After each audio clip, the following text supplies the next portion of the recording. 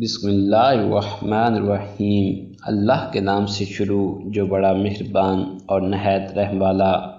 السلام علیکم دوستو، میں ہوں محمد جمال اور آپ دیکھ رہے ہیں ہمارا یوٹیوب چینل علم نور ہے۔ ایک دفعہ کا ذکر ہے کہ کسی ملک پر ایک بادشاہ حکومت کرتا جو بہت ہی رحم دل اور عدل و انصاف کرنے والا، لیکن اس پر لوگ خوش نہ تھے۔ اس کا ایک وزیر تھا جو بہت ہی تیز ترار تھا۔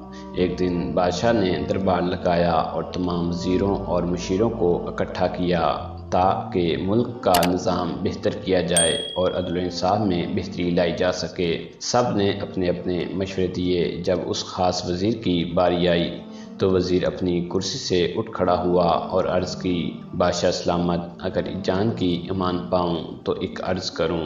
بادشاہ نے کہا، اجازت ہے۔ تو وزیر بولا، بادشاہ سلامت، آپ انصاف کرنے میں زیادہ تحقیق نہیں کرتے اور انصاف کرنے میں جلدی کرتے ہیں، جس کی وجہ سے اکثر بے گناہ سزا پاتے ہیں۔ بہتر یہ ہے کہ آپ انصاف کرنے میں زیادہ تحقیق کر لیا کریں تاکہ کوئی بے گناہ سزا نہ پائے، کیونکہ آنکھوں سے دیکھا اور کانوں سے سنا جھوٹ بھی ہو سکتا ہے۔ بادشاہ جلال میں آ گیا اور کہا، یہ تم کیا کہہ رہے ہو؟ یہ بات تم ثابت کرو ورنہ تمہارا سر قلم کر دیا جائے گا۔ وزیر نے کہا، بادشاہ سلامت، مجھے چند دن کی مہلت دیں اس بات کو ثابت کرنے کے لیے۔ پھر ایک دن بادشاہ سلامت صبح کے وقت اپنی فوج کے ساتھ شکار کے لیے نکل گیا، لیکن بادشاہ سلامت شکار سے جلد ہی واپس آ گیا۔ جب بادشاہ اپنے خاص کمرے میں داخل ہوا تو یہ دیکھ کر غصے میں آ گیا کہ اس کا خاص غلام اور ملکہ عالیہ ایک ہی بستر پر سوئے ہوئے ہیں۔ تو بادشاہ نے فوراً اپنے سپاہیوں کو حکم دیا کہ ان دونوں کو قید خانے میں ڈال دو اور کل دوپہر کے وقت ان کا فیصلہ ہوگا۔ جب یہ خبر وزیر کو پہنچی تو وہ فوراً بادشاہ کے پاس گیا اور عرض کی کہ مجھے پہلے اس جرم کی تحقیق کرنے دیں۔ تو بادشاہ نے اجازت دے دی۔ وزیر ان دونوں کے پاس گیا اور ان سے پوچھا کہ تم لوگوں نے یہ جرم کیوں کیا؟